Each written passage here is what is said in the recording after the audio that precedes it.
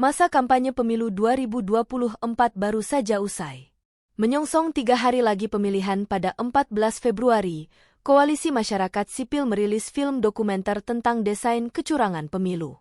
Dokumenter berjudul Dirty Vote tayang hari ini mengambil momentum 11 Februari bertepatan hari pertama masa tenang pemilu dan disiarkan pukul 11 WIB di kanal YouTube. Dirty Vote persisnya dokumenter eksplanatori yang disampaikan oleh 3 ahli hukum tata negara yang membintangi film ini. Mereka adalah Zainal Arifin Mohtar, Bivitri Susanti, dan Ferry Amsari. Ketiganya menerangkan betapa berbagai instrumen kekuasaan telah digunakan untuk tujuan memenangkan pemilu sekalipun prosesnya menabrak hingga merusak tatanan demokrasi. Penggunaan kekuasaan yang kuat dengan infrastruktur yang mumpuni, tanpa malu-malu dipertontonkan secara telanjang di hadapan rakyat demi mempertahankan status quo. Tentu saja penjelasan ketiga ahli hukum ini berpijak atas sejumlah fakta dan data. Bentuk-bentuk kecurangannya diurai dengan analisa hukum tata negara. Sederhananya menurut Bivitri Susanti, film ini sebuah rekaman sejarah tentang rusaknya demokrasi negara ini pada suatu saat, di mana kekuasaan disalahgunakan secara begitu terbuka oleh orang-orang yang dipilih melalui demokrasi itu sendiri. Bivitri mengingatkan, sikap publik menjadi penting dalam sejarah ini. Apakah praktik lancung ini akan didiamkan sehingga demokrasi yang berorientasi kekuasaan belaka akan menjadi normal yang baru? Atau kita bersuara lantang dan bertindak agar republik yang kita cita-citakan terus hidup dan bertumbuh? Pilihan Anda menentukan, katanya. Pesan yang sama disampaikan oleh Ferry Amsari. Menurutnya, esensi pemilu adalah rasa cinta tanah air. Menurutnya, membiarkan kecurangan merusak pemilu sama saja merusak bangsa ini. Dokumenter Dirty Vote disutradarai oleh Dandhi Dwi Laksono. Ini merupakan film keempat yang disutradarainya mengambil momentum pemilu. Pada 2014 Dandhi lewat rumah produksi Watchdog meluncurkan film ketujuh, masa itu di mana kehadiran Jokowi dielu-elukan sebagai sosok pembawa harapan baru. Pada 2017, Dandhi menyutradarai Jakarta on Fire, tak berapa lama menjelang Pilkada DKI Jakarta. 2 tahun kemudian, film Sexy Killers tembus 20 juta penonton di masa tenang pemilu 2019. Sexy Killers membongkar jaringan oligarki bercokol pada kedua pasangan calon yang berlaga saat itu, Jokowi Maruf Amin versus Prabowo Hatta.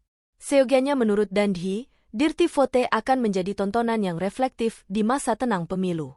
Diharapkan 3 hari yang krusial menuju hari pemilihan, film ini akan mengedukasi publik serta banyak ruang dan forum diskusi yang digelar. Ada saatnya kita menjadi pendukung capres-cawapres. Tapi hari ini, saya ingin mengajak setiap orang untuk menonton film ini sebagai warga negara, ungkapnya. Berbeda dengan film-film dokumenter sebelumnya di bawah bendera Watchdog dan Ekspedisi Indonesia Baru, Dirty Vote lahir dari kolaborasi lintas CSO. Ketua Umum Siege sekaligus produser, Joni Aswira, mengatakan dokumenter ini sesungguhnya juga memfilmkan hasil riset kecurangan pemilu yang selama ini dikerjakan Koalisi Masyarakat Sipil. Biaya produksinya dihimpun melalui crowdfunding, sumbangan individu dan lembaga. 20 lembaga lain yang terlibat kolaborasi dalam film ini ialah Aliansi Jurnalis Independen, AJI, Bangsa Mahardika, Ekspedisi Indonesia Baru, Ekuatorial, Fraksi Rakyat Indonesia, Greenpeace Indonesia, Indonesia Corruption Watch, Jatam, Jeda untuk Iklim, KBR, Lebih Pers, Lokataru, Perludem, Salam 4 Jari, Satya Bumi, Temis Indonesia, Walhi, Yayasan Dewi Kadilan, Yayasan Kurawal, dan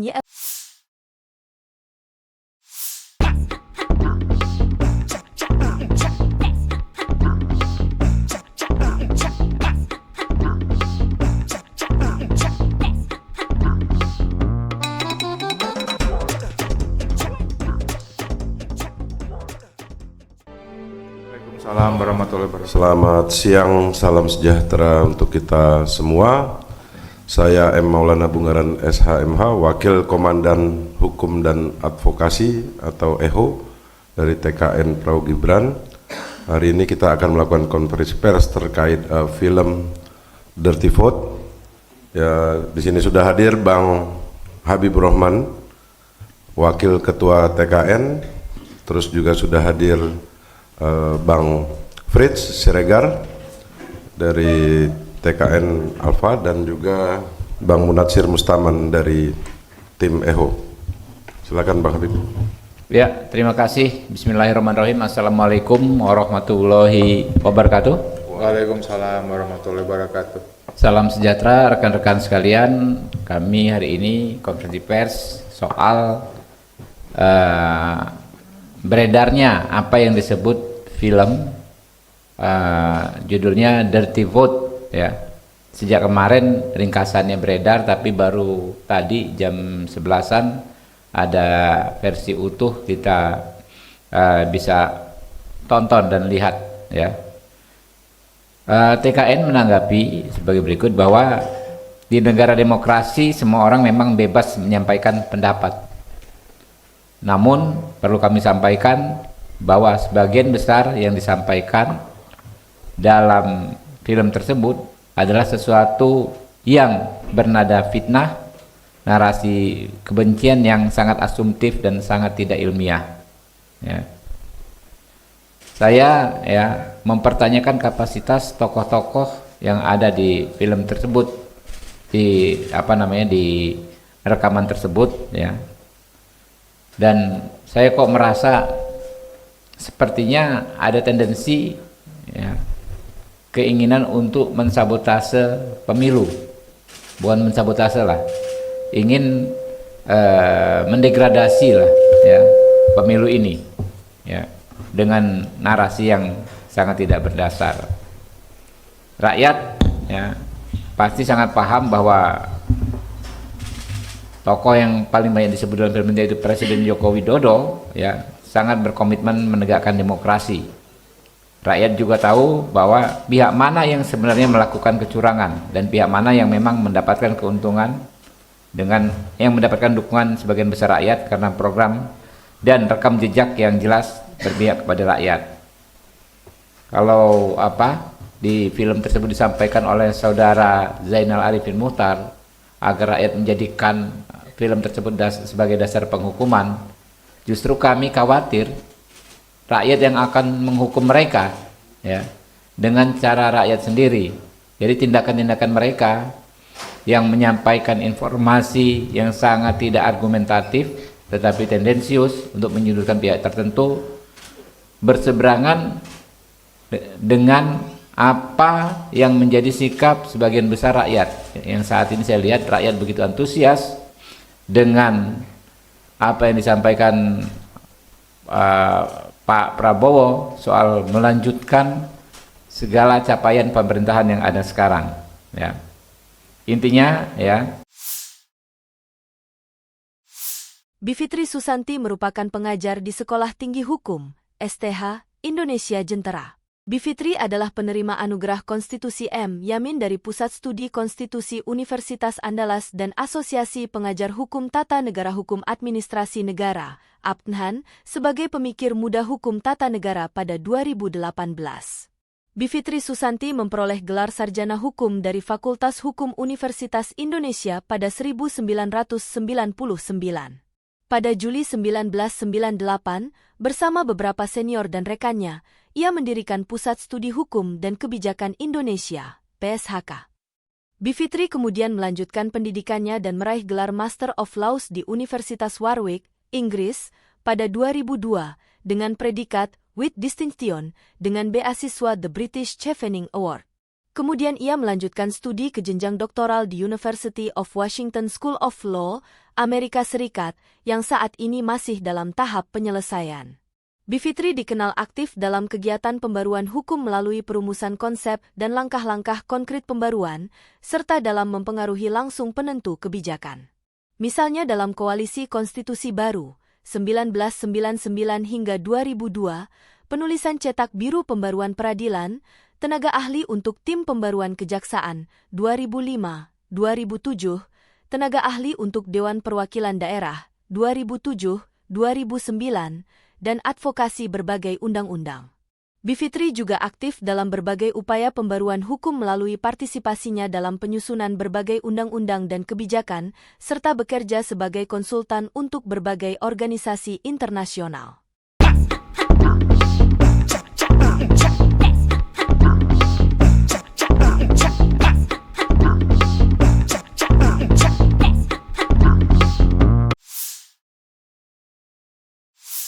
Lembaga Analisis Media Sosial Drone Emprit mengungkapkan Sistem Informasi Rekapitulasi, Sirekap, Komisi Pemilihan Umum, KPU, mendapat sentimen yang mayoritas negatif di media sosial. Pendiri Drone Emprit, Ismail Fahmi mengungkapkan, dari total 3.105 percakapan publik di X, Twitter, soal Sirekap pada 9 Februari 2024, terdapat 78% sentimen negatif dan 22% sentimen positif. Secara rinci, terdapat 2.413 percakapan menyebut Sirekap di X dengan sentimen negatif, sedangkan 674 percakapan memiliki sentimen positif dan 18 lainnya netral. Ini seharusnya menjadi sinyal bagi Humas KPU_ID untuk memberi penjelasan yang cukup tentang Sirekap dengan menjawab pertanyaan dan keraguan yang ada, ungkap Ismail di X, dikutip Sabtu 10 Februari. Sirekap adalah alat bantu untuk penghitungan suara di TPS. Sekali lagi, hanya alat bantu untuk merekam bukti dokumentasi C plano guna disampaikan ke publik melalui kanal KPU, kata Betty. Sirekap sempat trending di X dan menuai pro kontra netizen.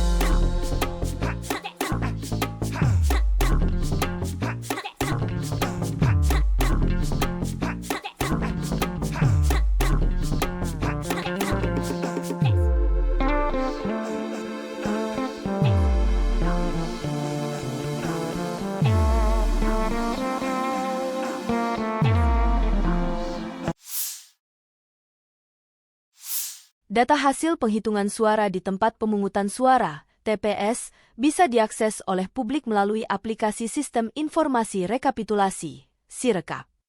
Sebagai informasi, Sirekap bisa diakses melalui laman Info Pemilu KPU Go.id.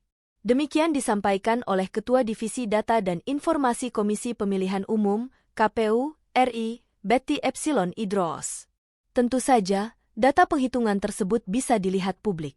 Sirekap dapat diakses melalui Info Pemilu KPU Go.id, ujar Betty di Jakarta 10 Februari. Namun, dalam hal ini, Betty menegaskan bahwa aplikasi Sirekap hanya alat bantu penghitungan saja, bukan merupakan hasil resmi pemilu. Sirekap adalah alat bantu untuk penghitungan suara di TPS. Sekali lagi, hanya alat bantu untuk merekam bukti dokumentasi C plano guna disampaikan ke publik melalui kanal KPU, kata Betty. Sementara itu, hasil resmi pemilu adalah penghitungan yang dilakukan berjenjang dari TPS hingga KPU RI dan disaksikan oleh para saksi serta pengawas. Yang menjadi hasil resmi tetap penghitungan berjenjang dari TPS, direkap PPK, KPU Kabupaten Kota, KPU Provinsi, sampai KPU Pusat yang dihadiri oleh saksi dan pengawas, jelas Betty lagi. Betty kemudian menjelaskan, aplikasi Sirekap ini terdiri dari dua jenis, yakni Sirekap mobile dan web. Nanti, pada setiap TPS akan ada 2 orang petugas kelompok penyelenggara pemungutan suara, KPPS, yang ditugasi sebagai user Sirekap.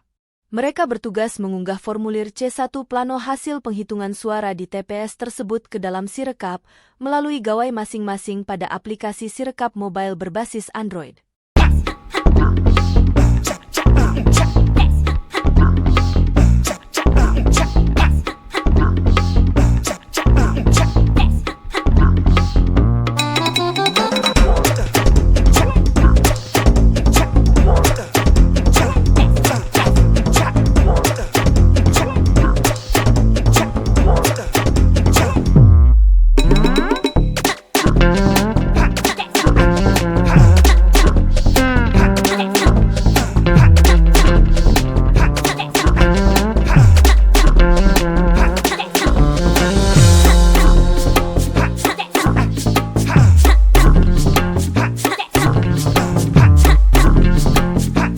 Download Tribun X sekarang. Menghadirkan lokal menjadi Indonesia.